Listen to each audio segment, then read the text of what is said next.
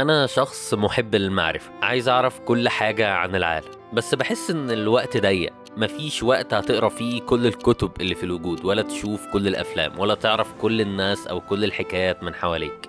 وساعات بستغرب لما أشوف ناس وصلت ال 28 وال 30 وبتقول إنها لسه صغيرة وقدامها كتير تعمله، مع إني بحس إن كل يوم بيفوت عليا وما بستغلوش بيضيع عليا فرصة.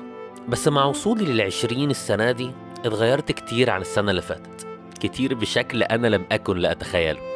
أنا عايز أستمتع بالرحلة، أعرف اللي أقدر عليه، أعيش مغامرة قد تكون خطيرة ومختلفة لكنها بتدي الدنيا طعمها، أكسب وأخسر، معيش بحاول أحافظ على اللي معايا لأني عارف إن أنا نفسي هنتهي واللي معايا هينتهي، فما عنديش مشكلة لو خسرت وبدأت تاني من الأول.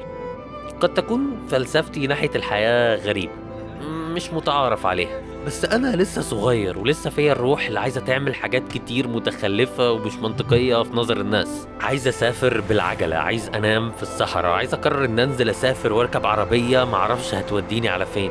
عايز أجرب ويبقى عندي قصص كتير أحكيها، عايز أتعلم عن كل حاجة موجودة حواليا، عندي أحلام عايز أحققها ومش عايز أفضل ألف في ساقية ما بتخلص. أكيد برضو عايز أحب وأتحب، بس دي حاجة بنتكسف نقولها.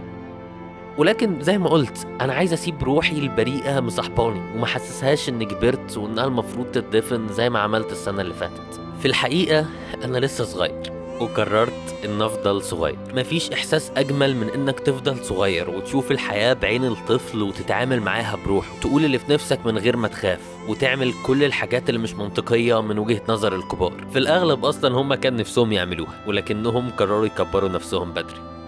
السنة اللي فاتت كنت بقول لي نور كل سنة وانت طيب، واتمنى السنة الجاية تكون في حتة احسن وطلعت من اللي انت فيه وحققت حاجة تقدر تتبسط بيها. اشوفكم السنة الجاية في ال20، واتمنى ساعتها اكون لسه ما فقدتش الامل.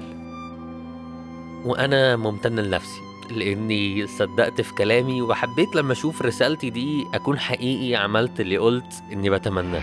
فانا نازل النهارده اخد اول فلوس عملتها عن طريق الانترنت بعد 4 سنين، والنهاردة هو عيد ميلادي ال20، وأنا ممتن للعالم لأني ما كبرتش سنة. أنا صغرت 20 وهفضل صغير لحد ما أموت. كل سنة وأنت طيب يا نور.